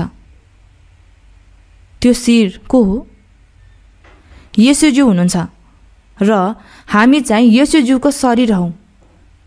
मण्डली येशूज्यूको शरीर अनि येशूज्यूको मण्डली शिर हुनुहुन्छ। त्यस्तो वचन एफिसीको पुस्तक, फिलिपीको पुस्तक र कलस्सीको पुस्तकमा नयाँ करारको लेखिएको पत्रमा धेरै आएको छ। तर सबै सन्तहरू ठिकसँग जीवन जिउने हो भने शिर हुनुभएको ख्रीष्टमा केन्द्रित भएर सबै कुरा पुरा हुनुपर्छ। ख्रीष्ट केन्द्रित हुनुपर्छ। हामीले बाइबलद्वारा ख्रीष्टको इच्छा के हो, प्रभुज्यूले गर्नुहुने काम के हो, प्रभुज्यूको इच्छा के हो भनेर सिक्दैनौँ र पवित्र आत्माले प्रभुज्यूको इच्छा बुझाइदिनु भएर त्यसरी गर्न सक्ने बल दिनुहुन्छ। फिलिपीको पुस्तक 2 अध्यायको 13 पदमा हेर्यो भने तिमीहरूमा काम गर्नुहुन्छ भन्नुभएको छ। येशूज्यू परमेश्वरको बराबरीको अस्तित्व हुनुहुन्छ, किनकि तिमीहरूलाई उहाँको असल अभिप्राय अनुसार इच्छा गर्ने र काम गर्ने दुवै तुल्याउनलाई परमेश्वर तिमीहरूमा काम गर्नुहुन्छ। हामी भित्र हुनुभएको पवित्र आत्माले परमेश्वरलाई प्रसन्न तुल्याउने उहाँको इच्छा, शिर हुनुभएको प्रभुज्यूलाई प्रसन्न तुल्याउने उहाँको इच्छा बुझाइदिनुहुन्छ र इच्छा गर्ने र काम गर्ने दुवै तुल्याउनलाई परमेश्वर तिमीहरूमा काम गर्नुहुन्छ भन्नुभएको छ। परमेश्वरको इच्छा पूरा गर्नु नै हाम्रो चाहना हुन्छ। ख्रीष्टको शरीर भएको मण्डली भएर शिरलाई थामी राख्यौ भने शिरले विचार गरे अनुसार प्रभुज्यू प्रसन्न हुने, प्रभुज्यूको इच्छा अनुसार गर्नु हाम्रो इच्छा बन्छ, हाम्रो आजीवनको इच्छा। छुटकारा दिनुभएको त्यो अनुग्रहमा आनन्दित भएर, धन्यवादी भएर प्रभुज्यूको लागि जिउने कुरा हाम्रो इच्छा बन्छ। त्यसैले शिर हुनुभएको ख्रीष्ट हाम्रो जीवनको केन्द्रित हुनुपर्छ। कलस्सीको पुस्तक 2 अध्यायको 19 पद फेरि सँगै पढौँ। कलस्सीको पुस्तक 2 अध्यायको 19 पद। यस्ताहरूले ख्रीष्ट अर्थात् शिरलाई समाति राख्दैनन्, जसबाट पोषण पाई जोड्नी र ग्रन्थीहरूद्वारा एकसाथ गाँसिएर सारा शरीर परमेश्वरले दिनुभएको वृद्धि अनुसार बढ्दै जान्छ। दाखको बोटको दृष्टान्तबाट येशूज्यू दाखको बोट र हामी हाँगा हौँ र दाखको बोट हुर्काउने किसान चाहिँ परमेश्वर हुनुहुन्छ। उद्धार पाएको हामीलाई हाँगा भन्नुभएको छ। येशूज्यूले दाखको बोट म हुँ, तिमीहरू चाहिँ हाँगाहरू हौ भन्नुभयो। हाँगाले जराबाट आउने पोषण पाएर बढ्छ र त्यसपछि फल फलाउँछ। येशूज्यू हाम्रो शरीरको शिर हुनुहुन्छ र हामी चाहिँ शरीर हौ। एउटै उदाहरण हो। शिरदेखि सबै कुरा प्राप्त गर्छ, हो नि? मस्तिष्कदेखि विभिन्न स्नायुहरूद्वारा शिरको इच्छा अरू अङ्गहरूमा पुग्यो भने सम्पूर्ण शरीर समान रूपमा त्यही अनुसार चल्छ। अनि शिरको प्युटिटरी ग्रन्थीदेखि वृद्धि गराउने हर्मोन प्रदान भएर सारा शरीर बढ्छ। त्यसैले जसद्वारा पोषण पाई जोर्नी र ग्रन्थीहरूद्वारा एकसाथ गाँसिएर भन्नुभएको छ। शिरद्वारा सारा जोर्नी र ग्रन्थीहरूले पोषण पाई जोर्नी र ग्रन्थीहरूद्वारा एकसाथ गाँसिएर सारा शरीर परमेश्वरले दिनुभएको वृद्धि अनुसार बढ्दै जान्छ। यो कस्तो अर्थ हो? एक्लै चाहिँ बढ्न सक्दैन। दागको बोट एक्लैले फल फलाउन सक्दैन, किनकि मबाट अलग रहेर तिमीहरू केही गर्न सक्दैनौ। येशूज्यू शिर र हामी उहाँको शरीर हौ भन्ने दृष्टान्तबाट पनि शरीरको अङ्गहरूले शिरलाई थाम्दैन भने शिरबाट सबै कुरा प्रदान भएर शरीर बढ्ने हो, तर शिरबाट अलग हुन्छ भने बढ्न सक्दैन। उद्धार पाएको मानिसले एक्लैले बाइबल पढेर एक्लैले असल काम गरेर के त्यसरी जिउँदा ईसाई जीवन हुन्छ? प्रभुजू सँगै काम गर्नुहुने मण्डलीमा टाँसिएर जोड्नी र ग्रन्थीहरूद्वारा एकसाथ गाँसिएर सारा शरीर परमेश्वरले दिनुभएको वृद्धि अनुसार बढ्दै जान्छ भन्नुभएको छ। त्यसरी विश्वास बढ्छ। गएको समयमा एफिसीको पुस्तक अध्ययन गर्दा जबसम्म हामी परिपक्व मानिस बनी क्रिस्टको पूर्णताको नापसम्म पुग्दैनौँ, हाम्रो विश्वास बढ्दै जानुपर्छ। तर यो समूहबाट अलग भएर चाहिँ बढ्न सक्दैनौँ। सानो बालक आफ्नो आमा बुवा र परिवारदेखि अलग भएर एक्लै जिउन सक्छ? आमा बुवाको प्रेम, हेरचाह र सारा परिवारको हेरचाह पाउँदै राम्रोसँग बढ्छ। त्यसो भए के शरीर मात्र बढ्छ होला? व्यक्तित्व पनि बढ्छ, सबै कुरा बढ्छ। यदि बालकले आफ्नो घर छोड्छ भने पछि गएर अनाथ हुन्छ, चिन्तित हुन्छ। उद्धार पाएको मानिस मण्डलीमा सामान्य रूपले बढ्दै वचनको माध्यमबाट शिक्षा पाउनुपर्छ। के उद्धार पाएर पनि मण्डलीबाट अलग हुन सक्छ? यस्तो मानिस छ। कुनै मानिस चाहिँ आफू एक्लै प्रचार गर्न चाहेर मण्डली छोडेको मानिस छ। त्यसरी चाहिँ 100मा 100% हुन सक्दैन। त्यसरी नहुने कुरा स्वाभाविकै हो नि। सबै तरिका प्रयोग गरे पनि त्यसरी हुँदैन। नयाँ गरी नजन्मेको मानिसहरूसँग भेला भएर कुनै धार्मिक समूह परमेश्वरसँग कुनै सम्बन्ध नै बिना त्यसरी गर्न सक्छ। उदाहरण भन्यो भने नयाँ गरी जन्मेको मानिस मण्डलीमा प्रचार गर्दै गर्दा एक्लै प्रचार गर्न मन लागेर मण्डलीबाट अलग भएर अर्कै मण्डली बनाउन खोज्छ। त्यसरी चाहिँ 100मा 100% नै हुन सक्दैन। त्यस्तो मानिसहरू बेला बेला देखा पर्छ।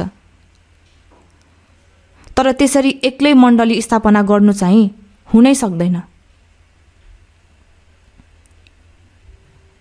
अनि हामी प्रत्येकजनाको व्यक्तिगत ईसाई जीवन जिउने कुरा पनि ओहो वाक्क लाग्यो। मण्डली गयो भने जहिले के गर भन्छन्। कहिले सङ्गति गर्नुपर्छ रे, कहिले केमा सहभागी हुनुपर्छ रे, कहिले के। अब म एक्लै गर्न सक्छु। एक्लैले के गर्न सक्छ? एक्लै बाइबल सिक्न सक्छ? शिरबाट जोड्नी र ग्रन्थीहरूद्वारा पाउने आत्मिक अनुग्रह पाउन सक्छ? बढ्न सक्छ? बढ्न सक्दैन। मानिसहरूले उद्धार पाएर केही वर्ष भयो भने आफूलाई केही हुँ भन्ने ठान्छन्। मैले उद्धार पाएको त कति वर्ष भयो, 5 वर्ष भयो, 10 वर्ष भयो।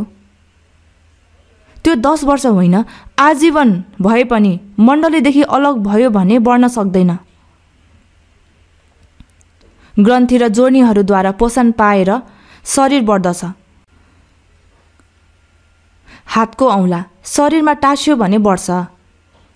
सारा शरीर सँगै बढ्छ। छुट्टै छुट्टै बढ्ने होइन, तर सँगै बढ्छ। तर यो शरीरदेखि अलग हुन्छ भने केही पनि गर्न सक्दैन। हजुरहरू, सङ्गतिबाट अलग भयो भने बढ्न सकिँदैन। पहिलो कोरिन्थीको पुस्तक 3 अध्यायमा हेऱ्यो भने कोरिन्थीमा पत्र पठाउँदै प्रेरित पावलले त्यहाँका सन्तहरूलाई तिमीहरू अझै पनि क्रिस्टमा दुधे बालक र अझै संसारिक नै छौ भन्नुभयो। कोरिन्थी मण्डलीका सन्तहरू उद्धार पाएको पनि धेरै भएको थियो। बाइबलको वचन, बाइबलको ज्ञान पनि थियो, वरदानहरू पनि पाएका थिए। त्यसैले आफै घमण्डी भएका थिए।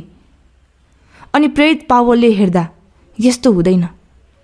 तिमीहरू अझै पनि क्रिस्टको दुधे बालक हौ। तिमीहरू सांसारिक नै छौ, किनकि जब तिमीहरूका बीचमा डाहा र कलह छ त के तिमीहरू सांसारिक चालमा चल्ने साधारण मानिस जस्ता भएनौ र भन्नुभयो। कोरिन्थीको मण्डलीमा डाहा र कलह थियो। प्रेरित पावलले कोरिन्थीमा गएर सुसमाचार प्रचार गरेर कोरिन्थी मण्डली स्थापित भएको थियो। कोरिन्थीका मण्डलीले पावललाई के भनेर भने 12 जना प्रेरित मध्ये एकजना पनि होइन, तैपनि किन आफूलाई प्रेरित भनेको भनेर पावललाई तुच्छ ठाने। उनीहरूले पावललाई प्रेरितको रूपमा स्वीकार गरेका थिएनन्, घमण्डी भएर। ज्ञानले घमण्ड ल्याउँछ, तर प्रेमले उन्नति गराउँछ। प्रेम चाहिँ क्रिस्टको चरित्र हो। प्रेम गर्ने व्यक्ति नम्र हुन्छ, तर ज्ञान धेरै छ भने घमण्डी हुन्छ। सबै कुरा जानेको र आफूलाई महान भएको जस्तो व्यवहार गर्छ। कोरिन्थी मण्डलीकाहरू त्यस्ता थिए। कोरिन्थी मण्डलीकाहरूको बोल्ने सिप पनि भएको, बाइबलको ज्ञान पनि थियो। तर प्रेरित पावलले तिमीहरू अझै पनि क्रिस्टमा दुधे बालक हौ, सांसारिक हौ, तिमीहरूका बीचमा डाह र कलह छ भन्नुभयो। उद्धार पाएको धेरै समय भयो भन्दैमा आपसे आप बढ्ने होइन। मानिस जन्मेर कति वर्ष बित्यो भने जसरी भए पनि बढ्छ, तर हाम्रो विश्वास समय बित्दै जाँदा आफै त्यतिकै बढ्दैन। मण्डलीमा शरीरको अङ्ग भएर टाँसिएर रहँदा शिरदेखि आउने अर्थात् प्रभुज्यूदेखि आउने आत्मिक अनुग्रह पाउँछौ। सन्तहरूको माध्यमबाट पाउँछौ। परमेश्वरले बढाउनु हुने तरिका छ, नत्र त मानिस बढ्न सक्दैन। कुनै मानिस चाहिँ उद्धार पाएको धेरै वर्ष भइसक्यो, तर चुपचाप हेऱ्यो भने बढेको छैन। अनि कुनै मानिस चाहिँ उद्धार पाएको कति पनि समय भएको छैन, तर छिट्टै विश्वास बढेको छ। किन त्यस्तो होला? मण्डलीमा टाँसिएर सङ्गति गरेर वचन राम्रोसँग सिकेको कारणले त्यस्तो हो। यो एकदम सत्य कुरा हो। जोर्नी र ग्रन्थीहरूद्वारा एकसाथ गाँसिएर सारा शरीर परमेश्वरले दिनुभएको वृद्धि अनुसार बढ्दै जान्छ। यो कुरालाई बिर्सनु हुँदैन। वचन अझ एक ठाउँ हेर्नेछौँ। पहिलो यूहन्नाको पुस्तक 2 अध्याय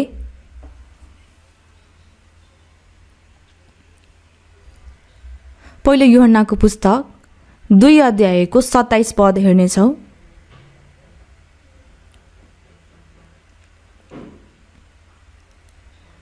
पहिलो यूहन्नाको पुस्तक 2 अध्यायको 27 पद, 27 र 28 पद म पढ्नेछु। तिमीहरूले उहाँबाट पाएको अभिषेक तिमीहरूमा रहिरहन्छ र कसैले तिमीहरूलाई सिकाउन आवश्यकता पर्दैन, तर उहाँको अभिषेकले तिमीहरूलाई सबै कुराका विषयमा सिकाउँछ। अनि त्यो अभिषेक सत्य छ, त्यो बनावटी होइन। यस अभिषेकले तिमीहरूलाई सिकाए बमोजिम क्रिस्टमा रहिरहो। साना बालकहरू उहाँमा रहिरहो, ताकि उहाँ प्रकट हुनुहुँदा हामीमा हिम्मत होस् र उहाँको आगमनमा उहाँको सामुन्ने हामीलाई शर्माउन नपरोस्। यहाँ तिमीहरूले उहाँबाट पाएको। तिमीहरू भनेको मण्डलीलाई भनेको हो।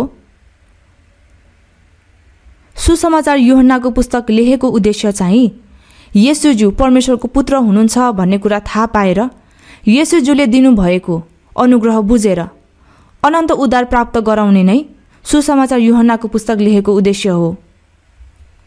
अनि पहिलो यूहन्नाको पुस्तक चाहिँ उद्धार पाएको मानिसहरू क्रिस्टमा एक भएर संगति गर्ने कुरा र संगति के हो भनेर सिकाउने कुरा पहिलो यूहन्नाको पुस्तक लेखेको उद्देश्य हो। त्यसैले पहिलो यूहन्नाको पुस्तक 1 अध्यायको 3 पदमा हेर्यो भने हाम्रो संगति पिता र उहाँका पुत्र येशू ख्रीष्टसँग छ। फेलोशिप।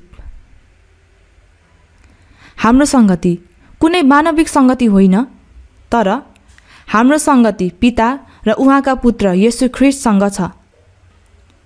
संगतिमा रहने जीवन प्रभुमा रहने जीवन हो। त्यसैले यो वचनमा पनि तिमीहरूले उहाँबाट पाएको अभिषेक तिमीहरूमा रहिरहन्छ। यहाँ भनेको तिमीहरू मण्डलीलाई बताएको हो। अभिषेक चाहिँ पवित्र आत्मा हो। तिमीहरूले उहाँबाट पाएको अभिषेक तिमीहरूमा रहिरहन्छ र कसैले तिमीहरूलाई सिकाउन आवश्यकता पर्दैन। मण्डलीमा पवित्र आत्माको शिक्षा छ। चाइनिज अक्षरमा मण्डली भन्ने शब्द चाहिँ सिकाउनु र भेला हुनु हो। मण्डली के हो? शिक्षा पाउनको लागि भेला हुने ठाउँ हो। उद्धार पाएको मानिस भेला हुँदै पछि प्रभुजुले सिकाउनु हुने शिक्षा छ। प्रभुजुको अनुग्रह र सत्यता, परमेश्वरको इच्छा, परमेश्वरको योजना र क्रिस्चियनहरू कसरी जिउनुपर्छ भन्ने कुरा निरन्तर सिक्छौ नि। उहाँको अभिषेकले तिमीहरूलाई सबै कुराका विषयमा सिकाउँछ। यो अभिषेक पवित्र आत्मा हो। मण्डलीमा पवित्र आत्मा हुनु भएर सबै कुरा सिकाउनुहुन्छ। अनि त्यो अभिषेक सत्य छ, त्यो बनावटी होइन। यस अभिषेकले तिमीहरूलाई सिकाए बमोजिम ख्रीष्टमा रहिरहो। पवित्र आत्माले सिकाउनु भएको शिक्षा सत्य छ, त्यो बनावटी होइन। हाम्रो मण्डलीको पास्टरज्यूहरूले बाइबलको वचन सिकाउनु हुँदा कहिलेकाहीँ आफ्नो विचार पनि भन्न सक्नुहुन्छ, गलत पनि भन्न सक्नुहुन्छ, तर बाइबलको महत्त्वपूर्ण अर्थ बताउँदाखेरि विशेष गरी कुनै गल्ती कुरा हुन्छ र? हुन पनि सक्ला, तर प्राय जसो चाहिँ छैन। पवित्र आत्माको शिक्षामा बनावटी कुरा छैन। म कहिलेकाहीँ टेलिभिजनमा इसाईहरूको प्रसारण हेर्दा कहिलेकाहीँ चाहिँ इसाईहरूको प्रसारण जानी हेर्ने गर्छु। त्यहाँ हेर्दा हाम्रो देशको प्रतिनिधिको ठुलो मण्डलीको पास्टरहरू कुरा चाहिँ राम्रोसँग गर्छ, तर उनीहरूले बोलेको विषयहरू हेर्यो भने वचनसँग मिल्दैन। वचनको मूल विषय चाहिँ हटाएको हुन्छ। म त्यो कुरा भन्न सक्छु। त्यो चाहिँ कस्तो हो भने खरबुजालाई बाहिरदेखि चाटेको मात्र हो, भित्रको स्वाद कस्तो छ थाहा हुँदैन। उनीहरू पनि त्यस्तै हो। त्यो चाहिँ उनीहरू नयाँ गरी जन्मेको अनुभव नभएको कारणले हो। त्यहाँ पवित्र आत्माको शिक्षा हुँदैन। मैले यस्तो कुरा गर्दा ठिक छ कि छैन थाहा छैन, त्यही पनि त्यो सत्य कुरा हो। उनीहरूलाई तपाईँ कहिले नयाँ गरी जन्मनु भयो भनेर सोधी हेर्नुहोस्, के स्पष्टसँग जवाफ दिन सक्छन् होला? मण्डली मेहनतसँग गयो भने राम्रोसँग विश्वास गरेको भनेर भन्छन्। मैले अस्तिको दिन पनि टेलिभिजनको प्रसारणमा त्यो कुरा सुनेको थिएँ। प्रभुजू आउनुहुने दिन नजिक भएकोले हामीले धेरै मेहनत गर्नुपर्छ, गलत गर्यो भने नरक जानुपर्छ, त्यही भएर हामीले धेरै मेहनत परिश्रम गर्नुपर्छ भनेर यसरी निरन्तर भनिरहेको थियो। त्यसो भए कति जति मेहनत परिश्रम गर्नुपर्छ? उद्धार पाएको सन्तहरूको सङ्गतिमा पवित्र आत्मा रहनुहुन्छ र त्यहाँ पवित्र आत्मा छ। उहाँको अभिषेकले तिमीहरूलाई सबै कुराका विषयमा सिकाउँछ। हामी उद्धार पाएको मानिसलाई आवश्यक भएको सबै कुरा सिकाउनुहुन्छ। त्यो अभिषेक सत्य छ, त्यो बनावटी होइन। यस अभिषेकले तिमीहरूलाई सिकाए बमोजिम ख्रिस्टमा रहिरहो। हजुरहरू, हाम्रो मण्डलीमा सिकाएको शिक्षा गलत र झुटो कुरा भेटाउनु भयो? सायद भेटाउन सकिँदैन। जसरी हुन्छ परमेश्वरको वचन ठिकसँग बताएर, त्यो वचन रोपेर, अनि त्यो वचनमा विश्वास बढ्दै र वचनमा आज्ञाकारी हुनको लागि गर्ने हो। बोल्नलाई सिप भएको मानिसले इसाईको सिद्धान्त, विचारधारा र नैतिकताको कुरा सिकाउने होइन। त्यस्तो कुराहरू चाहिँ संसारमा जति पनि सिक्न सकिन्छ। मण्डली आएर चाहिँ परमेश्वरको वचन के हो भनेर सिक्छौँ। हामी पवित्र आत्माको शिक्षा पाउनको लागि भेला हुने हो। अनि एउटा कुरा, मानिसहरू भेला भएर आराधना गरौँ भन्ने गर्छन्। बाइबलमा भेला भएर आराधना गरौँ भन्ने कुरा छ? सुसमाचार यूहन्नाको पुस्तक 4 अध्यायमा परमेश्वर आत्मा हुनुहुन्छ र उहाँका आराधकहरूले आत्मा र सत्यतामा आराधना गर्नुपर्छ, किनकि आराधना गर्ने यस्तै आराधकहरूलाई नै पिताले खोज्नुहुन्छ भन्नुभएको छ। परमेश्वर आत्मा हुनुहुन्छ, यो भनेको चाहिँ परमेश्वर शरीर हुनुहुन्न भन्ने अर्थ हो। उहाँ शारीरिक अस्तित्व नहुनु भएकोले हामी भक्तिपूर्ण रूपमा गम्भीर भएर समाचार राम्रोसँग बताएको जसरी प्रार्थना गरेर भजन स्वर्गदूतले गाए जस्तै गाउने, परमेश्वरले त्यो मन पराउनुहुन्न। परमेश्वर शारीरिक अस्तित्व हुनुहुन्न, उहाँ आत्मा हुनुहुन्छ। परमेश्वर आत्मा हुनुहुन्छ भनेको चाहिँ उहाँ हाम्रो हृदयभित्र हेर्नुहुने अस्तित्व हुनुहुन्छ। त्यो मानिस नयाँ गरी जन्मेको मानिस होइन भने परमेश्वरले त्यो मानिसको प्रार्थना सुन्नुहुन्छ होला? बरु पाप क्षमा गरिदिनुहोस् भनेर भनेको प्रार्थना चाहिँ सुन्नुहुन्छ, त्यो मानिसले उद्धार पाउनको लागि। परमेश्वर आत्मा हुनुभएकोले उहाँका आराधकहरूले आत्मा र सत्यतामा आराधना गर्नुपर्छ। आत्मा भनेको पवित्र आत्मा हो। पवित्र आत्मा आउनु भएर सत्यतामा डोर्याउनु भयो भने आफू डोरिएको पुरा जीवन नै आराधना हो। किनकि आराधना गर्ने यस्तै आराधकहरूलाई नै पिताले खोज्नुहुन्छ। अझ एउटा निश्चित कुरा चाहिँ रोमीको पुस्तक 12 अध्यायको 1 पदमा परमेश्वरको कृपा पाएकोले उद्धार पाएको मानिस उद्धार पाएकोले मेरो कुरा सुन भन्ने कुरा हो। तिमीहरूको आत्मिक उपासनाको रूपमा आफ्ना शरीरलाई पवित्र र परमेश्वरलाई ग्रहणयोग्य हुने जिउँदो बलिको रूपमा अर्पण गर भन्नुभएको छ। उद्धार पाएको मानिस परमेश्वरलाई ग्रहणयोग्य हुने जिउँदो बलि, यो भनेको के हो? पुरानो करारको समयमा थुमा, बोका वा बाछा मारेर बलि चढाएका थिए। अब नयाँ करारको युगमा चाहिँ उद्धार पाएको मानिसको शरीर बलिदान हुनुपर्छ।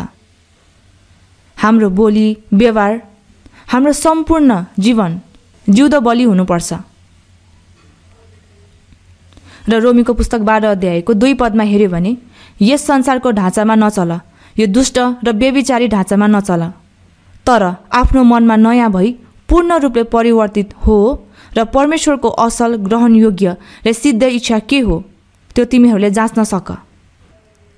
पवित्र आत्माले परमेश्वरको असल, ग्रहणयोग्य र सिद्ध इच्छा के हो भनेर सिकाउनुहुन्छ। हामीले गर्ने सबै कुरा परमेश्वरलाई अर्पण गर्ने आत्मिक उपासना हो, जिउँदो बलि हो। हाम्रो सम्पूर्ण जीवन नै जिउँदो बलि र आत्मिक आराधना हो।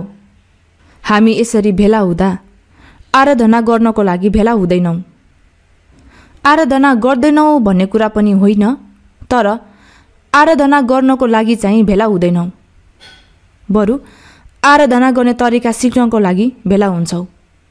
परमेश्वरको वचन ठिकसँग सिकेर त्यो वचनद्वारा जिउने पारिवारिक जीवन अथवा समाजमा जिउने जीवन, कार्यालयको जीवन, मण्डली जीवन, परमेश्वरको वचन अनुसार जिउँदा त्यो सम्पूर्ण जीवन नै परमेश्वरलाई अर्पण गर्ने आत्मिक आराधना हुन्छ, जिउँदो बलि हुन्छ। हजुरहरूलाई थाहा छ, भेला भएर आराधना गर्ने भन्छन्। म बुसानमा माध्यमिक विद्यालयमा अध्ययन गर्दा प्रभुको दिनमा मण्डली गयो भने म चाहिँ क्रिस्चियन स्कुलमा पढेकोले जसरी भए पनि मण्डली जानु पर्थ्यो। अनि मण्डली गयो भने पास्टरज्यूले राम्रोसँग लामो कोट लगाएर सबैजना आराधना सुरु गरौँ, उहाँका आराधकहरूले आत्मा र सत्यतामा आराधना गर्नुपर्छ। गम्भीर भएर शान्तसँग भक्तिपूर्ण रूपले। के त्यो आराधना हो? त्यस्तो आराधना बाइबलमा कहाँ छ? त्यस्तो चाहिँ मूर्ति पूजा गर्ने मानिसहरूले गर्ने तरिका हो नि। क्रिस्चियनको जीवन पुरै हाम्रो बोली व्यवहार र परमेश्वरको इच्छा अनुसार जिउने सम्पूर्ण जीवन नै आराधना हो। त्यो नै पवित्र आत्मालाई पछ्याएर जिउने हो। त्यसैले पवित्र आत्माले हामीलाई परमेश्वरको अनुग्रह बुझाइदिनुहुन्छ, सत्यतालाई बुझाइदिनुहुन्छ र क्रिस्चियनहरू कसरी जिउनुपर्छ भनेर निरन्तर सिकाउनु हुँदैन र? पवित्र आत्माको शिक्षा पाएर त्यो कुरा बिर्सन्छ भने के फाइदा भयो र? वचन सुनेर बिर्सिहाल्ने होइन, तर काम गर्ने हो। वचन सुनेर बिर्सिहाल्ने चाहिँ त्यो एउटा यस्तो मानिस जस्तो हुन्छ जसले आफ्नो अनुहार ऐनामा हेर्छ र आफू कस्तो छ भनेर तुरुन्तै बिर्सिहाल्छ। ऐनामा हेरेर कपाल मिलाउने, अनुहार पनि सुन्दर बनाउने, अनि केही नमिलेको छ भने त्यसलाई मिलाउने, त्यसरी गर्नुपर्ने हो। तर ऐना हेरेर तुरुन्तै बिर्सिहाल्छ भने त्यो के हो? एकचोटि कुनै जवान आमाले आफ्नो बच्चा बोकिरहेको थियो। सायद उनले लिपस्टिक अलिक ज्यादा गाढा लगाएकी थिइन् अनि त्यो बच्चाले झुक्केर उसको आमाको ओठमा छुएर अनुहारमा दलिदिएको थियो। उनलाई चाहिँ हाँसउठ्दो देखेको थियो। उनी दिनभरि नै त्यसरी रहिन्। सायद घरमा गएर आफ्नो अनुहार हेर्यो भने छक्क पर्नेछ, हो नि? ऐना हेर्यो भने आफूमा केही गलत कुरा लागेको छ भने त्यसलाई मेटाउँदैनौ र? वचनको माध्यमबाट हाम्रा गलत कुराहरू के हो भनेर त्यो थाहा पाएर त्यसलाई सुधार्दैनौ र? तर वचन पालन नगर्ने चाहिँ ऐनामा हेरेर आफ्नो अनुहार कस्तो छ भनेर तुरुन्तै बिर्सिहाल्ने जस्तै हुन्छ। तर हामी चाहिँ सुनेर बिर्सिहाल्ने होइन, तर काम गर्ने पनि हुन्छ। त्यसले चाहिँ आफूले गरेको काममा आशिष पाउनेछ भन्नुभएको छ। हामी बाइबल किन सिक्छौँ? के हामी शिक्षक बन्नको लागि बाइबलको वचन सिक्छौँ? वचन पालन गर्नको लागि सिक्छौँ। त्यसैले हामीले प्रभुजुको वचन पवित्र आत्माद्वारा निरन्तर वचनको शिक्षा पाउँछौँ। यो कुरा हामीहरूले थाहा पाउनुपर्छ। अनि त्यो अभिषेक सत्य छ, त्यो बनावटी होइन। यस अभिषेकले तिमीहरूलाई सिकाए बमोजिम ख्रिस्टमा रहिरहो। वचन अनुसार जिउनु नै प्रभुमा रहने हो। वचन चाहिँ राम्रोसँग सुनेर आमेन भनेर अनि बाहिर गएर आफ्नै मन परी जिउँछ भने परमेश्वरको वचनलाई तुच्छ ठानेको हो। पहिले यूहन्नाको पुस्तक 2 अध्यायको 28 पदमा साना बालकहरू उहाँमा रहिरहो। उहाँमा रहनु भनेको वचनमा आज्ञाकारी हुनु भनेको हो, ताकि उहाँ प्रकट हुनुहुँदा हामीमा हिम्मत होस् र उहाँको आगमनमा उहाँको सामुन्ने हामीलाई शर्माउन नपरोस्। प्रभुमा रहने भनेको वचन सिकेर वचनमा रहेर जिउने हो, ताकि उहाँ प्रकट हुनुहुँदा हामीमा हिम्मत होस् र उहाँको आगमनमा उहाँको सामुन्ने हामीलाई शर्माउन नपरोस्। किनकि प्रभु आउनुहुँदा हामी प्रभुमा रहेर जिएका छौँ कि प्रभुदेखि बाहिर रहेर जिएका छौँ त्यो कुरा प्रकट हुन्छ। कुनै मानिस चाहिँ वचन सुनेर मेहनतसँग वचन सिक्दै वचन आफ्नो जीवनमा पालन गर्दै जिउने मानिस हुनुहुन्छ। तर कुनै मानिस चाहिँ वचनसँग कुनै वास्ता नै नराखी जिउँछन्। यदि त्यसरी गर्ने हो भने बाइबल किन सिक्नुहुन्छ? वचन सुनेर आफ्नै मन परी जिउने हो भने किन वचन सिक्ने? वचनमा आज्ञाकारी हुनुपर्छ। त्यो भनेको नै प्रभुमा जिउने हो। प्रभुमा जिउँछौ भने प्रभुजू आउनुहुँदा उहाँमा जिएको मानिस कुनै लाज बिना हिम्मत हुन्छ।